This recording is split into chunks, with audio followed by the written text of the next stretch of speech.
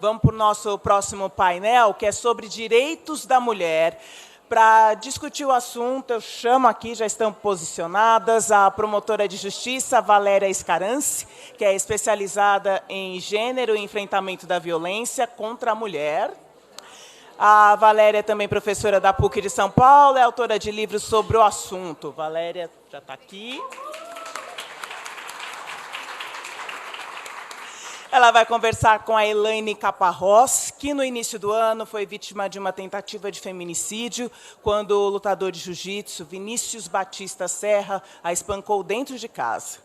E dias depois, Elaine, obrigada. Dias depois do ocorrido, ela concedeu uma entrevista à Universa, e na ocasião, ela vai falar aqui para a gente mais, na ocasião ela disse que nunca mais marcaria um encontro com um desconhecido. Agora, meses depois, nós vamos ouvi-la novamente, saber as suas reflexões sobre o que aconteceu e como esse fato transformou a sua visão de mundo e a forma como ela encara essa problemática hoje. Quem vai mediar esse painel é a editora de Universa, Juliana Linhares.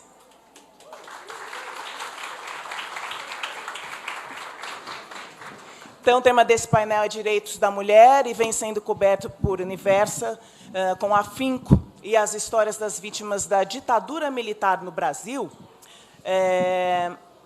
A Cecília Coimbra... Ah, não, esse já é o próximo, né? Então tá. Juliana, vamos lá? Obrigada por vocês duas estarem aqui. Eu queria começar perguntando algo para você, Elaine, e eu vou chamar você de você, porque você é jovem. E a gente estava conversando ali atrás, e eu te... Oi. Obrigada. Alô, alô? Obrigada. Estávamos conversando lá atrás, eu queria saber, depois desses 3 meses, como estava a sua vida. Se você conseguiu voltar a trabalhar, se você mora na mesma casa. E você me disse uma coisa e me autorizou a dizer aqui também que você ainda tem marcas, cicatrizes físicas muito sérias. Depois que você contar como está a sua vida hoje, se você não se importar, você podia mostrar para o público o que você me mostrou? Sim, sim. Bom dia a todos. É um prazer estar aqui com você. Obrigada, Juliana e doutora Valéria. E hoje em dia, bom, a minha vida mudou completamente, né? Porque eu já estava, tipo, tranquila, com os meus 55 anos, né? Então já estava estabelecida com o meu trabalho, com a minha vida, uma rotina tranquila. E realmente minha vida foi virada do avesso, né?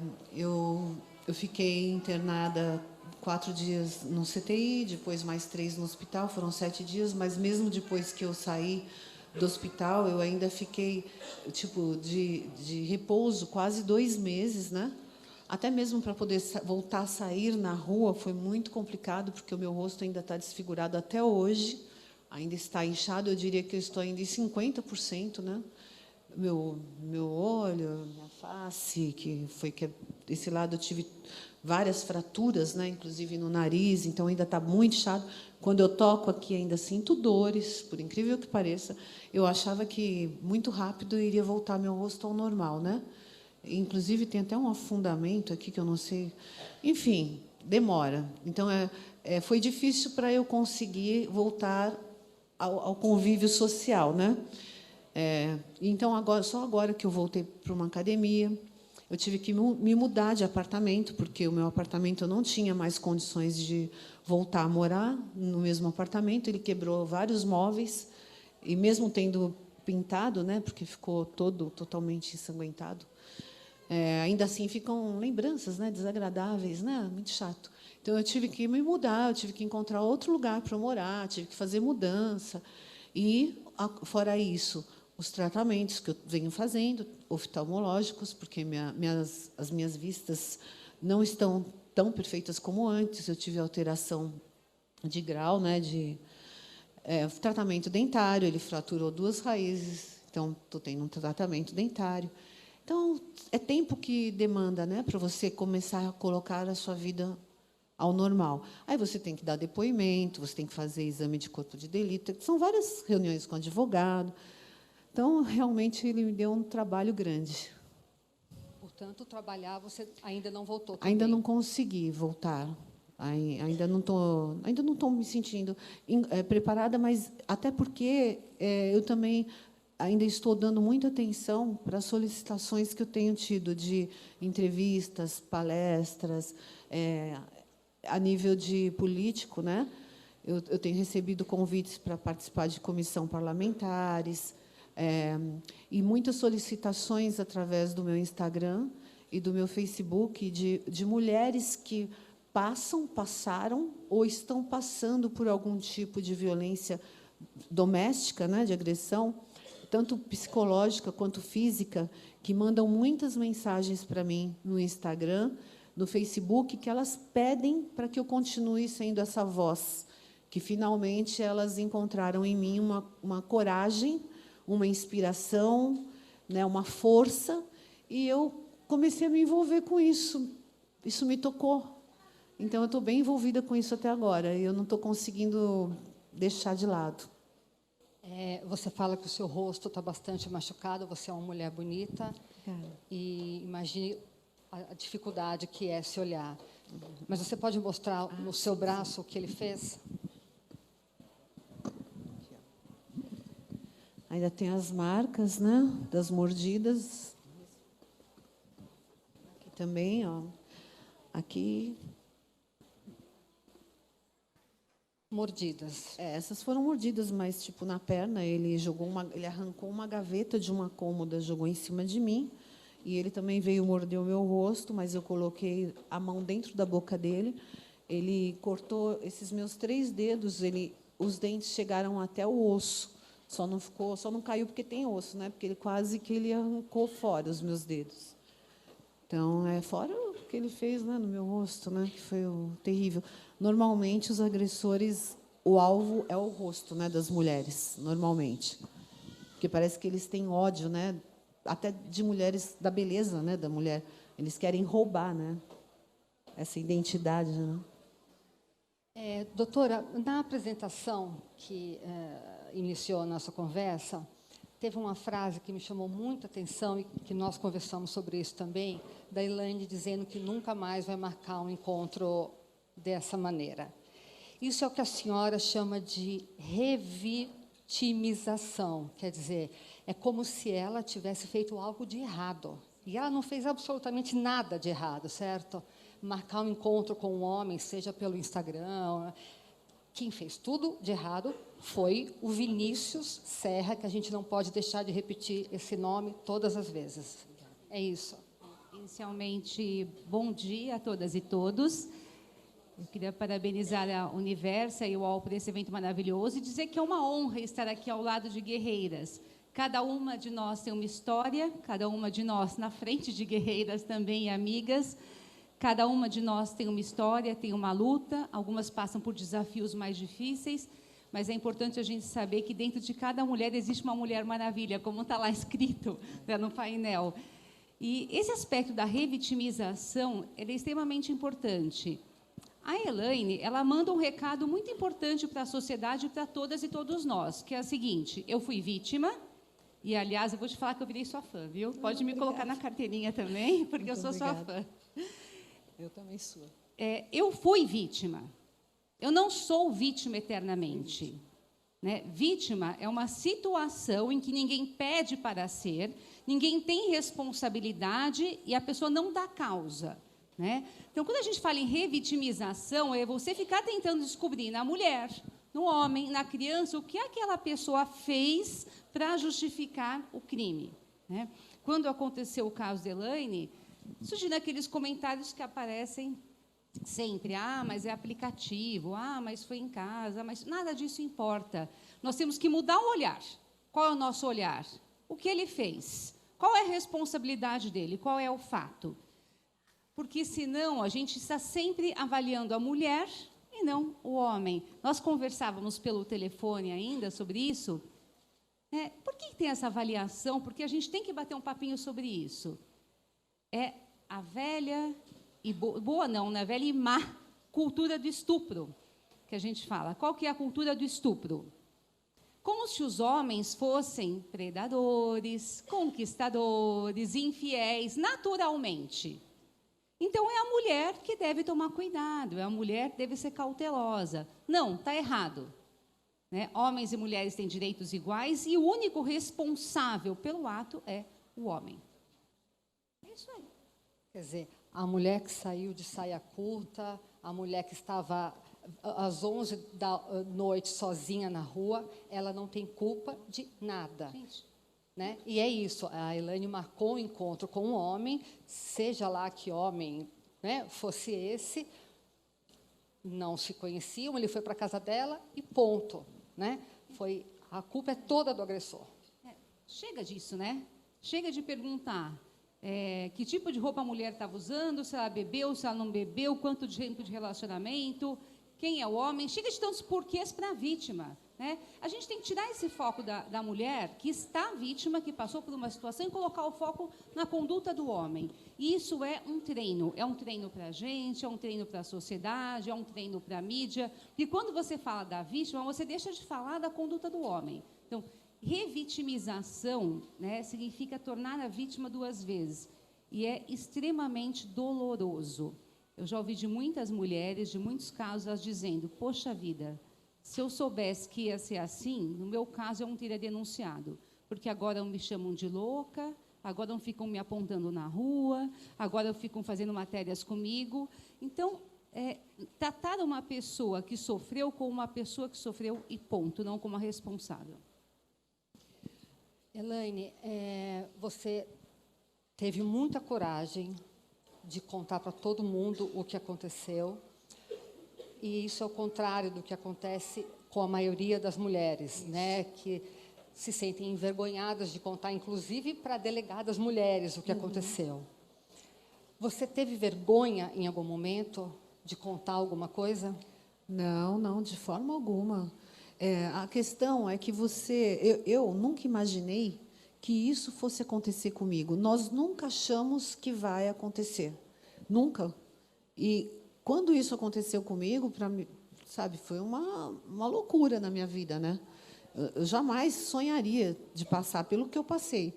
E eu realmente não achei eu achei que eu deveria romper o silêncio e expor tudo aquilo, porque você não imagina que vai acontecer nunca, entendeu? Então eu achei que eu deveria mostrar para a sociedade que isso estava acontecendo, porque eu via nos jornais. O que acontece? Vou explicar melhor. Quando eu abri um jornal e vi uma foto de uma mulher com o rosto totalmente desfigurado, eu olhava, lia aquela matéria e falava assim, nossa, coitada dessa mulher, hein? O cara fez um estrago, daqui a pouco ela está bem. Só que quando isso acontece com você, aí você cai na real, você fala assim, gente, não é assim. O cara quase me matou. Porque quando ele machuca o seu rosto, ele não está só machucando o seu rosto, ele machuca um monte de coisa. Eu tive uma anemia profunda, eu tive que receber transfusão de sangue, eu tive insuficiência renal, eu tive perfuração na pleura. Então, quando você vê a foto da mulher com o rosto desfigurado, você não sabe o que tem além disso, né? Fora o que ele te causou psicologicamente. Então, eu decidi que eu não ia permitir isso. Falei, não, eu vou me recuperar imediatamente. Eu quero ficar boa o mais rápido possível e vou lutar por essa causa. Os nossos governantes têm que chamar uma atenção para isso, porque só depois que aconteceu comigo que eu comecei a perceber como isso é recorrente e cada vez aumenta mais.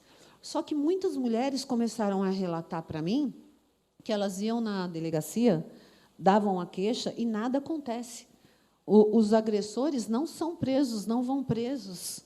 Eles chegam lá, pagam uma fiança e daqui a pouco estão soltos, daí eles voltam para casa e acabam de fazer o serviço.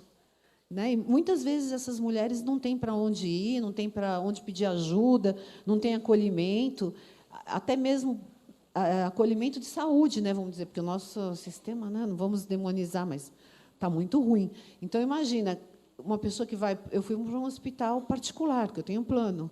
Então, eu fiquei sendo medicada lá 7 dias sem parar.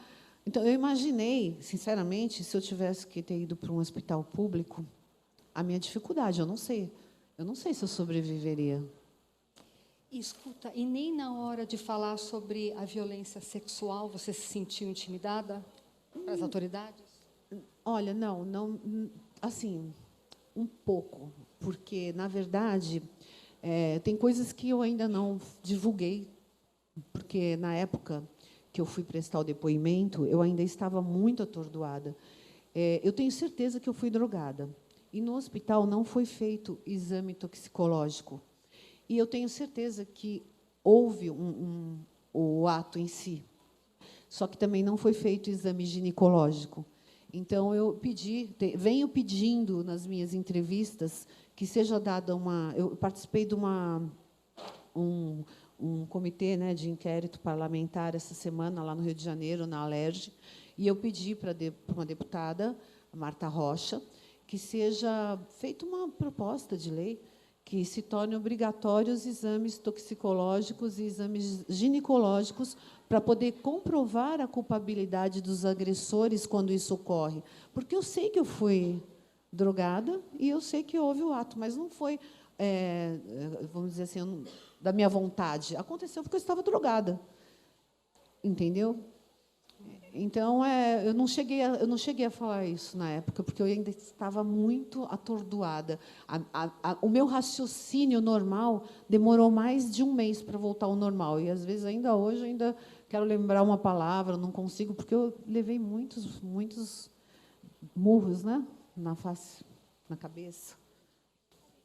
A Elaine falou uma coisa que eu acho super importante a gente ressaltar aqui. Às vezes, a gente só olha a marca física de uma vítima, né? Então, por exemplo, o olho roxo cicatrizou, né? Então, ela está bem. Não, ela não está bem. A violência, ela sempre traz consequências para a saúde da mulher, psíquica, para a saúde, para a biologia. Então, tem algumas consequências que são bastante relatadas pela medicina, pelos estudos. Por exemplo, estresse pós-traumático. É extremamente normal que uma mulher que sofra violência, aliás, 70% a 80% das mulheres passam por isso, por estresse pós-traumático. Elas têm realmente alguns lapsos de memória, isso é uma das consequências da violência. Aquelas mulheres que têm as doenças psicossomáticas, sabe? Então, também é uma consequência. Às vezes ela tem uma alteração de peso muito grande, ela aumenta o peso ou diminui, tem doenças de pele, doenças hormonais, gastrointestinais. Tudo isso, a gente precisa relacionar com a violência. Não é a mulher que está doente, mas o homem provocou essa violência e tem que ser responsabilizado. E quando a gente fala de atenção, isso é muito importante. E eu sempre gosto de trazer a responsabilidade para todas e todos, porque a atenção para uma vítima é desde o atendente de enfermagem, é o médico, é o policial, é o promotor, é a promotora, mas também é a amiga, que estende a mão e sabe ouvir sem criticar. Né? Uma vez eu atendi uma advogada que foi estuprada violentamente em casa também. Eu só ouvi, isso me marcou muito. O que eu fiz nesse caso? Ouvi. Ouvi atentamente, ela já tinha tomado as providências legais, estendi a mão, né, dei as orientações, ouvi com empatia, assim. E ela me disse, nossa, você não sabe como você me ajudou. Né? E ela foi embora, eu fiquei pensando, nossa, mas o que eu fiz? Né? O que eu fiz? Então, quando você escuta uma pessoa sem julgar, sem repreender, estendendo a mão, orientar, isso já é ajudar. Então, se todas e todos nós estendemos a mão para alguém, porque não vamos pensar que a violência aconteceu só com a Elaine. A cada 3 mulheres, uma sofre violência. Aliás, vamos ser bem francas, todas nós, na nossa história, já sofremos violências ao longo da vida. Talvez não nessa gravidade, mas a gente sofre violência no sistema de transporte, sofre discriminação, a gente é destratada, é maltratada, etc. É tratada como bobinha. Né? Tem vários tipos de violências. Então, se a gente não estender a mão para uma outra mulher, a gente não vai mudar essa sociedade que a gente está vivendo hoje. Então, desde lá o hospital até os vizinhos também, pois é, Elaine, que não chamaram a polícia. Poxa vida, você está ouvindo grito, você não chama a polícia? Qual é a recomendação? Você está escutando grito? Liga para a polícia, pede, fala, tem uma pessoa sofrendo violência. Ah, mas naqueles casos de briga de marido e mulher, como dizem, chama a polícia, depois vai embora. Não faz mal chamar 1, 2, 10, 15, 20 vezes. Né? Você está ajudando essa vítima. A Elaine, ela foi agredida por 4 horas, né? E ela conta que cada vez que você desmaiava, aparentemente ele parava de te agredir. Quando você voltava à consciência, ele te batia de novo. E que você gritou socorro durante essas 4 horas. Você me contou agora, eu não sabia também, que uma amiga sua ouviu o pedido de socorro no prédio e falou: nossa, tem uma mulher gritando, deixa eu fechar essa porta aqui do prédio porque está muito barulho. E ninguém te socorreu. Isso. Só depois de 4 horas. Depois de 4 horas, quando um dos porteiros se lembrou de que você Era estava... hora da ronda. Aí ele foi fazer uma ronda. O Vinícius Serra, eu acordei sendo esmurrada. Eu também não sei nem como que eu dormi, porque eu estava conversando com ele e, de repente, a sala virou como se fosse um sonho. Parecia que eu estava conversando com ele e, de repente, eu saí da realidade para um sonho. Então, só depois que eu me conscientizei que ele me drogou. Porque, na hora, eu pensava assim, nossa, o que é isso que eu estou sentindo? Que coisa estranha, né? E eu sei que ele pediu para eu deitar no ombro dele, eu pensei, nossa, nesse sonho, eu acho que eu estou com sono, é melhor eu dormir. Por isso que depois eu me conscientizei disso. E, quando eu acordei, eu já estava encurralada, sendo esmurrada. Então, ele me esmurrava, eu pedia, por favor, para ele parar, eu tentava falar com ele, ele mandava eu calar a boca, eu continuava me esmurrando. Só que chegava uma hora que ele cansava. Aí ele ficava cansado, aí ele ficava parado, assim, me olhando, respirando, estava descansando um pouquinho, aí ele recomeçava novamente. Aí, em algum momento, eu desmaiava. Aí, não lembro de nada. Aí, eu recobrava os sentidos, e eu via que, quando eu recobrava os sentidos, ele estava ali esperando, como se ele estivesse achando que eu tivesse morrido, não sei. E, quando eu retomava os sentidos, ele retomava, começava a me bater novamente. E isso foi várias vezes. Ele parava e recomeçava. Eu gritava por socorro o tempo todo. Tanto que, depois, no hospital, eu fiquei uns 4 dias que eu só falava assim. Assim.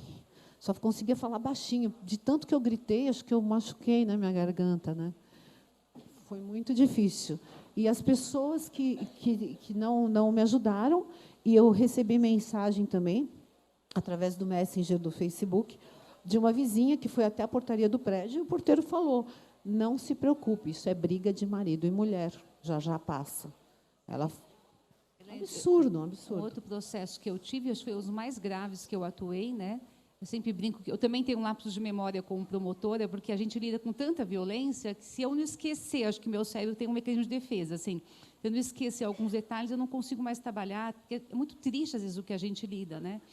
Então, do que eu me lembro desse caso, foram os mais graves que eu tive. Para vocês terem uma ideia, eu saí da audiência, eu peguei meu carro, andava para a Marginal, para lá e para cá, porque eu não conseguia voltar para casa. A juíza que fez a audiência, ela chegou em casa e não parava de vomitar, de tão nervosa que ela ficou, porque o caso é realmente horrível.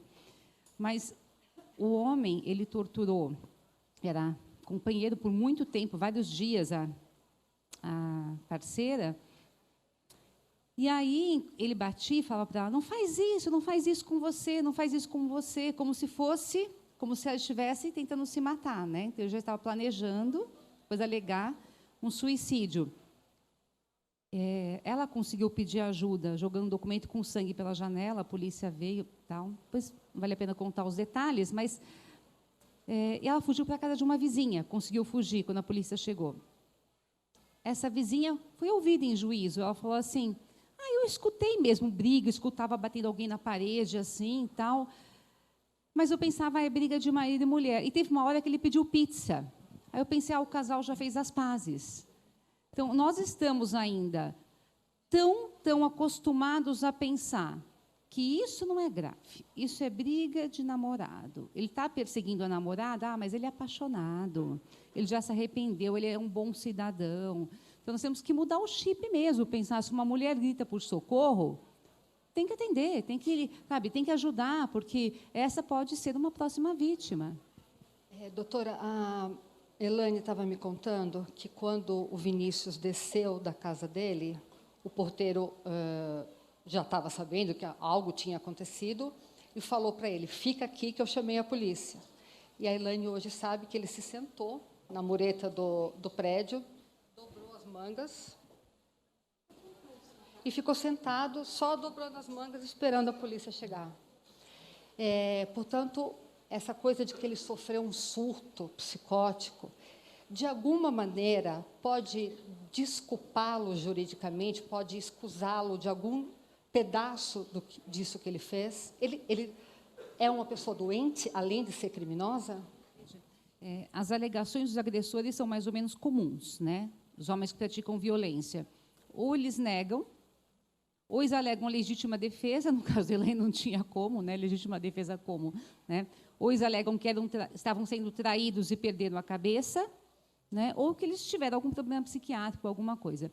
Só que problemas psiquiátricos representam uma ínfima minoria nos casos de violência doméstica e familiar. E todos os casos que eu atuei até hoje, eu só tive 2, de todos os centenas e milhares de casos, 2, em que o agressor tinha um problema psiquiátrico. Mas aí esse problema ele aparece de uma forma mais ou menos evidente. O juiz, quando ele é interrogado, pede uma perícia, e a perícia é que vai dizer se ele tem, então, um problema mental. Mas não é a regra. Aliás, violência é um padrão aprendido. Se você for investigar a história daquela pessoa, lá na história, na família, aquela pessoa foi ensinada, em regra, a resolver os conflitos com violência. Violência se aprende. Elaine, você tem falado muito sobre o que aconteceu com você, né? Você foi à CPI, você dá palestras. Isso te ajuda a melhorar? Você se sente bem fazendo isso? Ou cada vez que você fala, você sofre de novo e você se lembra de alguma coisa e é ruim tudo de novo? Não, de maneira alguma. Eu tomei uma decisão de superar, e cada vez que eu falo sobre isso, eu me sinto cada vez melhor em saber que eu estou podendo ajudar outras mulheres, porque tem muitas mulheres que estão passando e, às vezes, elas nem sabem, por um tipo de violência psicológica, que também é uma violência muito cruel, né? Então, eu sempre procuro ajudar, mesmo as que mandam mensagens para mim, e sugerir que procurem ajuda, com uma entidade que eu sempre repito, MADA, Mulheres que Amam Demais Anônimas. É uma entidade gratuita, que tem praticamente em todos os estados do Brasil. É só você procurar perto da sua casa, jogar no Google, sempre tem algum endereço próximo. E é de extrema importância para aquelas mulheres que não têm condições de procurar, de poder pagar um psicólogo, né, ou ter um tipo de ajuda, ou não quer se confidenciar com amigas, não quer se confidenciar com mãe, mas quer procurar uma ajuda. Procure o MADA, M-A-D-A, porque é muito importante, é uma excelente entidade, excelente. Doutora, a senhora estava me dizendo que tem ficado impressionada com o grande número de jovens, meninas muito novas, sendo vítimas de feminicídio ou de tentativa de feminicídio. E a gente sabe no país que as meninas muito jovens também engravidam muito cedo, abandonam a escola muito cedo. Esses fatores são interligados? Nós não temos ainda números para quantificar os feminicídios de adolescentes e mulheres jovens. Mas, desde que surgiu a lei de feminicídio, o feminicídio é a morte de mulher por ser mulher. Então, o assassinato de uma mulher por questões de gênero. Nós temos percebido que, gradativamente, tem aumentado os casos de meninas que morrem nas mãos de namorados. E o que tem de diferente do feminicídio de uma jovem para o feminicídio de uma mulher na fase adulta? As mulheres adultas, normalmente têm relações mais duradouras, então, suportam muitos anos de violência até que aconteça um feminicídio. E, em relação às jovens, é realmente estarrecedor, porque elas começam a namorar, depois de alguns meses acontece o feminicídio, às vezes são casinhos, são apaixonites, como eles dizem, e acontece. Então, é um fenômeno que tem acontecido. Quanto à violência cotidiana, assédio, essa violência mais comum, a última pesquisa do Fórum de Segurança Pública, que é visível e invisível desse ano, mostrou que, para cada 10 adolescentes, 4 sofrem algum tipo de violência. E, para cada 10 adolescentes, quase 7 sofrem assédio sexual. Então, essas meninas estão sofrendo violência muito cedo. Esse fator, associado ao que aconteceu com a Elaine, até nos fez criar um projeto novo, né? Eu me lembro que eu cheguei lá na PUC, eu dou aula na PUC, depois do que aconteceu no caso da Elaine, e algumas alunas minhas estavam apavoradas. Ai, professor, e agora? Como é que a gente vai namorar, né? Porque elas têm assim, um jeitinho de falar, já uma proximidade. Então, a gente está com medo de namorar, né? E aí, a gente conhece o moço, a gente namora, não namora, como é que a gente faz? Como é que eu vou saber, né? Que medidas tomar? Quando a violência, isso numa relação mais longa, já está instalada, é mais difícil a gente livrar, às vezes, a mulher da violência, porque ela já está sofrendo todas as consequências.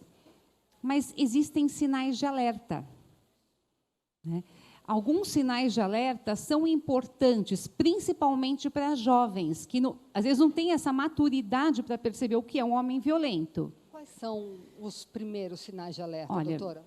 A gente pode resumir em si, que vai ciúmes excessivo, isolamento da menina e controle. Esses 3 são bem importantes. Todo mundo tem ciúmes. As pessoas têm ciúmes, o ciúmes faz parte da vida, né? Agora, aqueles ciúmes exagerados, sabe? A sensação da menina, epa, está passando do ponto, luz vermelha, luz amarela. Isolamento é luz vermelha. A menina começa a namorar e o namorado afasta da família, dos amigos, do trabalho, dos estudos, aí é luz vermelha, é um dominador. Ah, mas esse dominador será violento? Não sei. Todo homem violento é dominador, embora nem todo dominador seja violento, mas a luz é alerta. E controle, então ele começa a querer a senha, começa a monitorar onde ela vai, o que ela fala, aparece do nada nos lugares.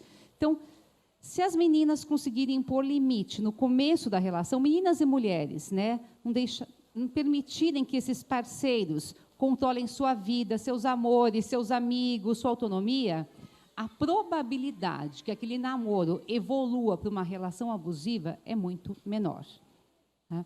Agora, no primeiro sinal de agressão, chamou de parará, né, ameaçou, é violência. Aí tem que pedir ajuda mesmo, tem que falar com uma amiga, procurar uma rede de atendimento, que aí já é violência. Isso é muito importante a senhora falar, porque eu sempre ficava em mente com uma coisa que era a escolha da mulher, né, o livre-arbítrio, porque a gente coloca toda a carga da violência, ele fez isso, ele isolou ela, ele xingou ela. Mas e a resposta da mulher? Às vezes eu acho que a gente coloca a mulher num lugar de tola, porque ela não respondeu, ela não reagiu, ela se deixou ser isolada. Eu sei que isso é um pensamento equivocado, mas eu queria perguntar para a senhora onde eu erro quando eu penso assim. Vamos lá. Nós estamos falando de um caminho. Tá? Uma relação violenta é como caminhar em uma estrada. No início dessa estrada, a mulher, a jovem, a adolescente consegue responder. Ainda tem noção do perigo, ainda consegue impor limites. Depois de um período, já não mais. Né? O dominador, eu adoro essa figura de uma autora francesa, ele é como se ele fosse um alpinista. Ele vai dominando a mulher aos poucos, ele vai escalando a montanha, sabe? Passo por passo, passo por passo. Chega um momento nessa relação abusiva que ela já não percebe que ela sofre violência, que ela já não tem mais noção do perigo e que ela já não consegue reagir. Daí porque nós estamos com essa estratégia agora de falar de namoro legal, né? O que é um namoro legal? Porque nessa fase inicial é mais fácil libertar a mulher do que quando ela já está sofrendo uma violência mais severa. Aí ela não vê o perigo mesmo. Ela não vê o perigo. Ela não vê o perigo. A mulher numa situação de violência crônica, isso é muito importante, a gente está com bastante gente aqui.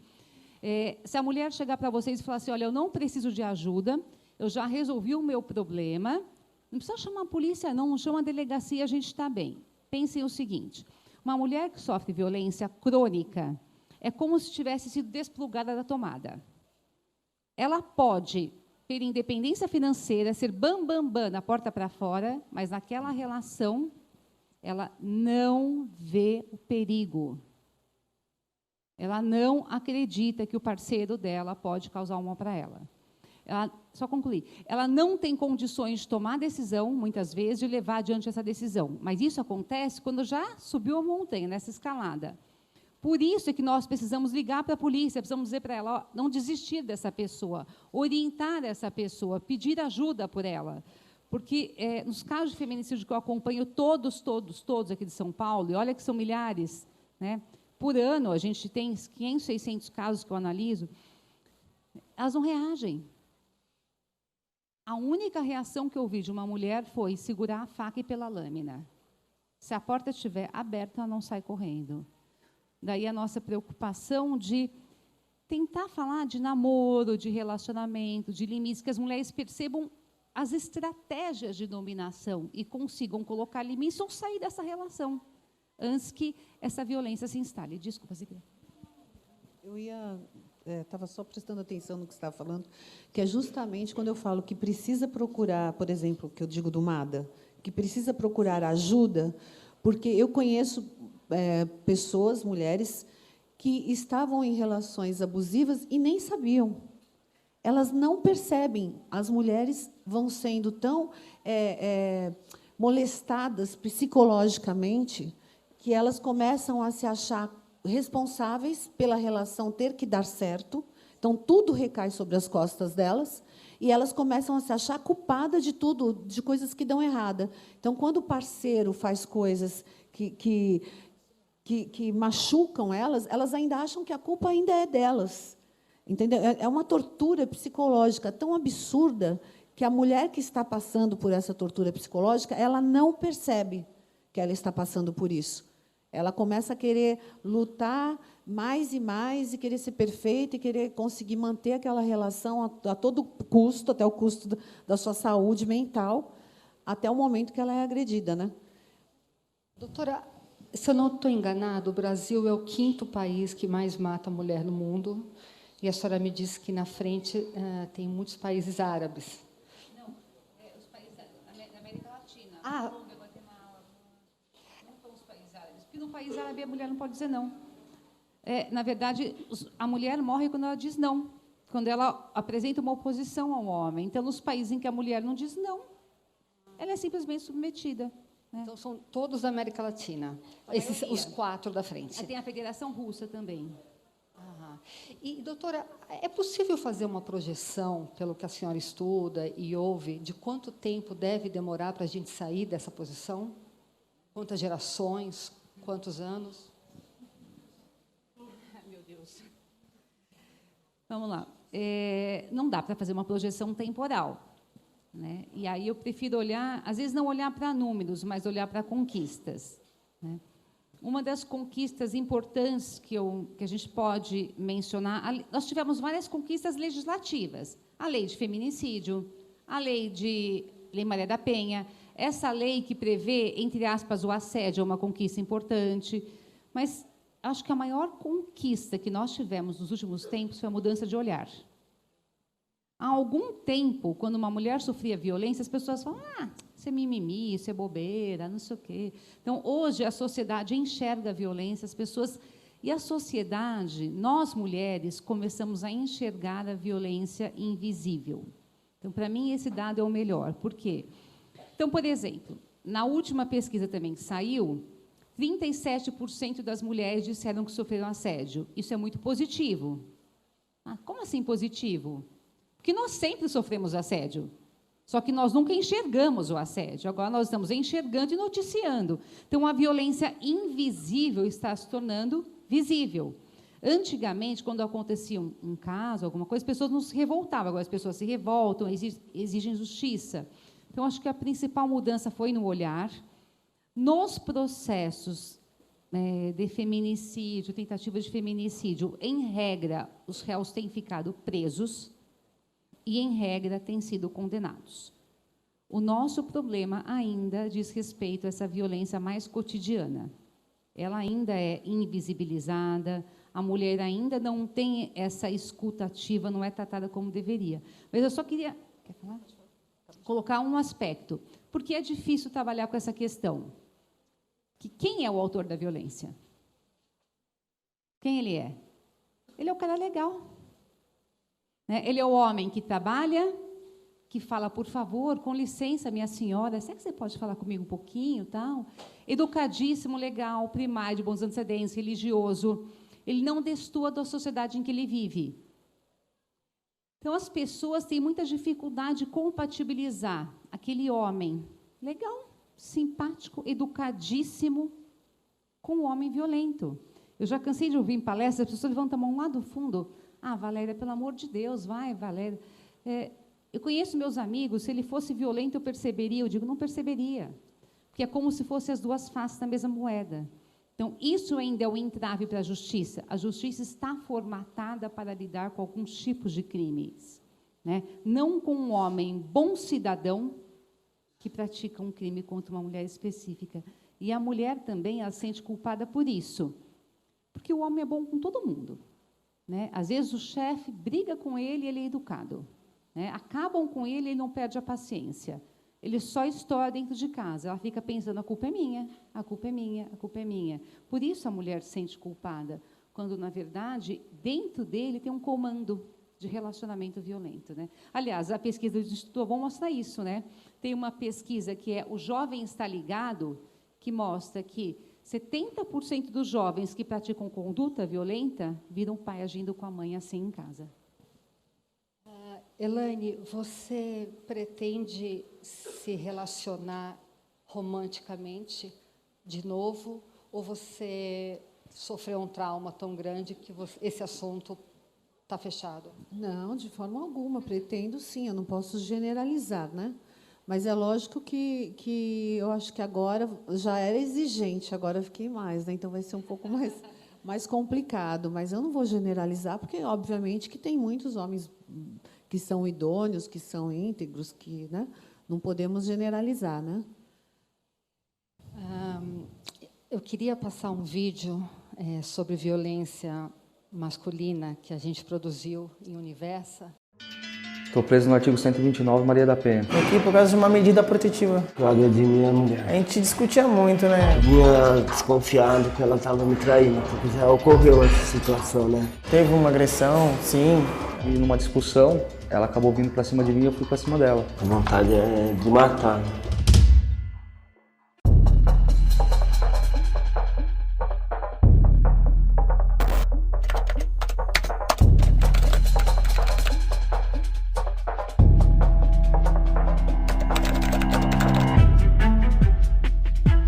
Estava desconfiado que ela estava me traindo. Onde eu pedia para ela me deixar em paz, que eu ia acabar fazendo bobagem. Nesse dia ocorreu que ela começou a se jogar no chão, falando para ela me deixar em paz e gritando, falando que eu estava agredindo ela. E eu ainda não estava agredindo ela. Aí eu perdi a cabeça e dei um soco nela, 2 socos, onde vem estar quebrando a costela dela.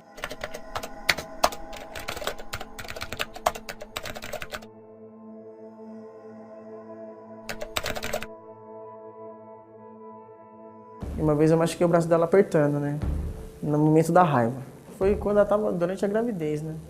Estava grávida? Estava grávida, aí eu acabei perdendo a cabeça, foi acho que com 3 meses de gravidez. Apertei o braço, mas depois disso... Acabei empurrando ela, me empurrou, eu empurrei ela caiu no chão. E onde foi constatado, né, alguns hematomas. E por esse motivo, eu vim preso.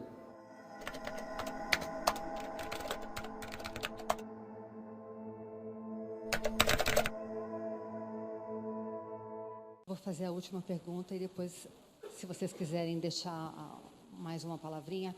Doutora, homens como o Vinícius e como esses são recuperáveis do ponto de vista legal, ou moral, ou psicológico? São estágios diferentes, né, de violência. Todos esses homens que são mencionados no vídeo, aliás, parabéns, o vídeo é muito legal, muito bom o vídeo. Eles praticam uma violência, claro, uma violência contra a mulher, uma violência física, mas não uma tentativa de feminicídio, uma tentativa de homicídio. Como a violência é um padrão interno, é um comando interno, né? Um comportamento que se repete, esses homens, nesse estágio inicial da violência, eles podem ser encaminhados para grupos como esse, e eles não repetem a conduta. Então, aqueles que ameaçam a mulher, aqueles que praticam uma lesão leve, esses homens, então, eles frequentando grupos reflexivos, eles podem modificar o seu comportamento. É muito interessante mudar o olhar. Vou dar só um exemplo de como esses homens repetem padrão, né? 2 exemplos, vai rapidinho. Um deles é o seguinte, numa audiência, o moço tinha espancado a namorada violentamente, e aí eu perguntei para ele, olha, você tem algum antecedente na sua vida, alguma coisa? Ele falou, eu tenho um probleminha. Eu falei, eu matei meu pai. Falei, nossa, probleminha, matei meu pai. Falei, nossa, você matou seu pai, né? Ele falou, não, doutora, peraí, eu matei meu pai porque ele batia na minha mãe. Eu nem tive processo. Olha só, esse moço, ele mata o pai em legítima defesa da mãe. Quando ele é uma mulher, ele faz o quê? Ele volta para o seu espaço, volta para o seu lugar e repete o padrão. Isso pode ser mudado, alterado, nesse estágio inicial de violência, lesão leve, ameaça, etc. Um outro exemplo, uma conhecida, o pai tem vários filhos, né? Falei que só ele que é boval nordeste, aí tem um monte de filho lá. E aí, o pai batia na mãe. Todas as filhas, tirando 1 ou 2, sofrem violência, porque elas aprenderam que mulher é assim mesmo. Todos os filhos batem nas esposas. Só que, olha interessante, quando esses filhos ficam sabendo que as irmãs estão sofrendo violência, eles querem matar os cunhados. Ou seja, eles não enxergam a violência que eles praticam como violência, eles ficam culpando a esposa. Por isso, eles são recuperáveis. No caso de feminicídio, tentativa de feminicídio, é uma violência severa. Aí, primeiro, esses homens têm que ir para a cadeia, têm que cumprir pena mesmo, são violências muito, muito graves. Depois de cumprir uma pena privativa da liberdade, aí sim se pensa em recuperação, mas são estágios bem diferentes. Elaine, você pediu para fazer uma consideração final. Eu gostaria de dizer que as mulheres que sofrem, tentativa ou violência doméstica, tentativa de feminicídio, para que elas tenham a coragem de denunciar, porque só através das denúncias que podem ser criadas, novas leis, saber o que está acontecendo, E, por exemplo, a OAB criou uma súmula excelente através do meu caso, onde o meu agressor, que estava acabando de se formar em direito, então ela criaram uma súmula onde todos as pessoas, os homens, que tiverem denúncia de agressão, não poderão obter a carteira da OAB. E eu falei que eu adorei, fiquei muito honrada, muito feliz que eles tomaram essa decisão, e eu também gostaria que isso servisse para todas as entidades de classe. Então, é importante que se denuncie, porque vamos supor que eu não tivesse denunciado. Imagina, eu poderia não denunciar, poderia não divulgar, não ia ter essa repercussão e nada iria acontecer, mas as coisas estão acontecendo.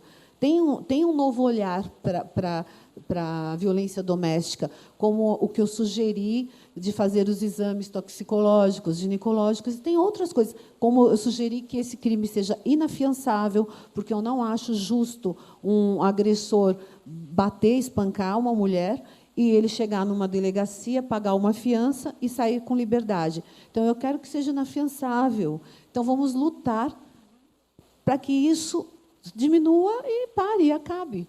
Vamos lutar pelos nossos direitos, mulheres. Vamos ser corajosas, erguer a cabeça, não ter vergonha, não se sentir humilhada e ir em frente.